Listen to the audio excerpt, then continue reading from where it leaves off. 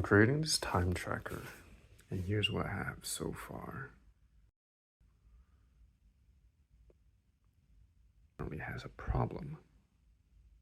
The last entry is on the bottom, but it should be on the top. This is where the new entry is. But where would you put that in the code? Would you put it on the back end? Would you want the database to filter and sort? Or do you want the database to return the data and then you sort it on your server? Or we can get the data and then inside of the front end in the UI, we sort it here.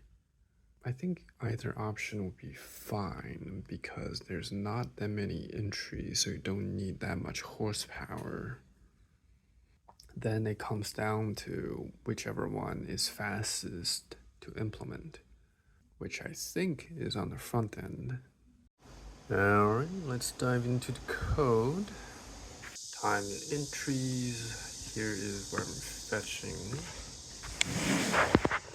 Const sorted entries equals to new list.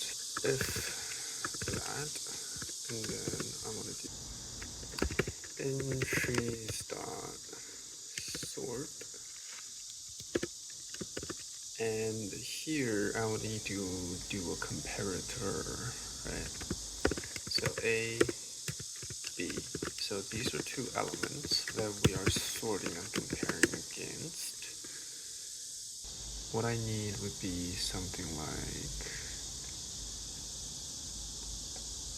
return const A start equals to A dot start time, const B start equals to B dot start time,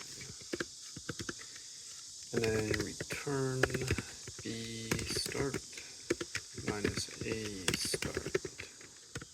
But this is a string, which means we need to do a new date.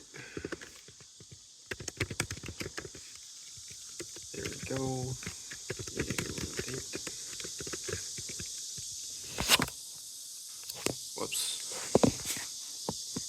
And since date is no longer can't be calculated using arithmetic, so we need to do get time. Get time. And then we should get the sorted entries.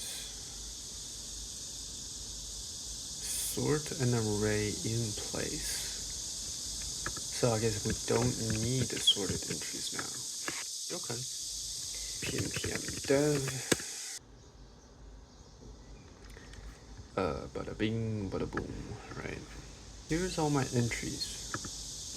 Now, what I'm expecting is when I click create, we're going to see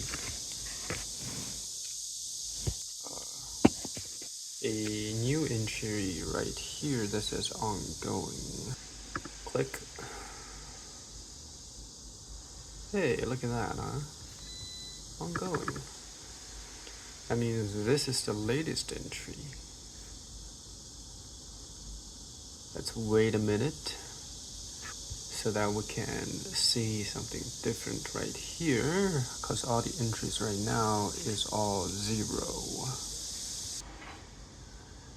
Alright, time is up. Let's click stop.